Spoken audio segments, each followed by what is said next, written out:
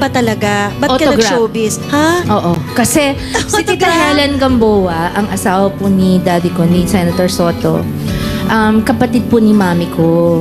So, gumagawa na po siya ng mga pelikula, tsaka mga plaka, kumakanta siya sa TV. Siya yung idol ko talaga. Mami ko naman, siya yung nag-aral sa Conservatorio ng Music, pero siya yung nagtutugtog sa bahay, tapos kakanta ko.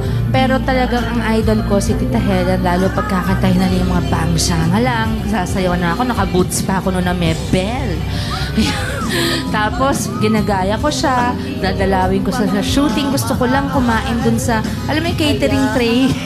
Yung maraming compartments.